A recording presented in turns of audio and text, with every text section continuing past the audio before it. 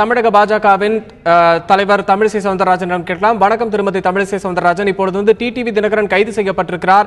இந்த கைதுக்கு பின்னணியில் பாஜக இருக்கிறது அப்படின்னு அதிமுக அம்மா அணியினர் தெரிவிக்கிறாங்க. இது குறித்து உங்களுடைய கருத்து? கைதுக்கு பின்னணியில் அவர்களின் லஞ்சம் இருக்கிறது. கைதுக்கு பின்னணியில் அவர்களின் குற்றம் இருக்கிறது.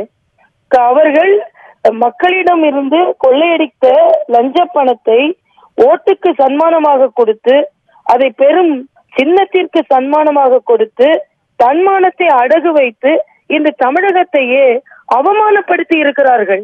ஆக அப்படி இருக்கும் பொழுது இதில் எப்படி பாஜக பின்னணியில் இருக்க முடியும்? அவர்கள் செய்த குற்றம் அவர்களுக்கு பின்னணியில் இருக்கிறது. அது முன்னணிக்கு வந்தவுடன் அவர்கள் கைது செய்யப்பட்டிருக்கிறார்கள்.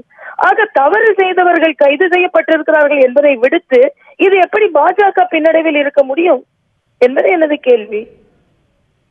ஆதாரங்கள் அத்தனையும் அவர்கள் குற்றம் செய்திருக்கிறார்கள் என்பதை அதிகாரப்பூர்வமாக நிரூபித்திருக்கிறது. சிசிடிவி கேமராவை இயக்குறது பாஜகவா, இல்லை என்றால் சின்னத்திற்கு பணம் கொடுக்க சொன்னது பாஜகவா? எப்படி பாஜக இதற்கு காரணமாக இருக்க முடியும் என்பதுதான் எனது கேள்வி. ஆனால் நேர்மையற்றவர்கள் பாஜக ஆட்சியில் தப்பிக்க முடியாது என்பதை வேண்டுமானால் இது உணர்த்தலாம். அதனால் அது பாஜக காரணமாக இருக்கலாம் என்பதை அவர்கள் சொல்லலாம்.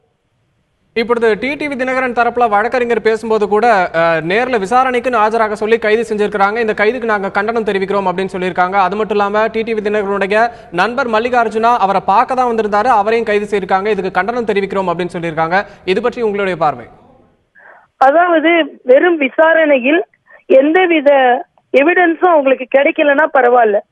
அவர்கள் கைது செய்வதற்கு முன்னால் மிக தெளிவாக சொல்லி இருக்கிறார்கள். தொலைபேசி உரையாடல்கள் பதிவாகி இருக்கிறது. கேமராக்களில் அவர்களின் நடவடிக்கைகள் பதிவாகி இருக்கிறது. அவர்களின் பயணங்கள் பதிவாகி இருக்கிறது. பணங்கள் பதிவாகி இருக்கிறது. அவர்கள் சன்மானம் கொடுத்தது பதிவாகி இருக்கிறது. ஆக இவ்வளவும் பதிவாகி விட்டதனால் கைது நடவடிக்கை ஏற்பட்டு இருக்கிறது. எந்த பதிவும் இல்லாமல் கைது செய்யப்பட்டிருந்தால் அவர்கள் குற்றச்சாட்டை நாங்கள் ஏற்றுக்கொள்ளலாம். எல்லா குற்றமும் பதிவாகி குற்றம் நிரூபிக்கப்படும் அளவிற்கு பதிவாகி இருக்கின்ற காரணத்தினால் குற்றவாளி கைது செய்யப்படாமல் பின்பு எப்படி விடுவிக்கப்படுவார்?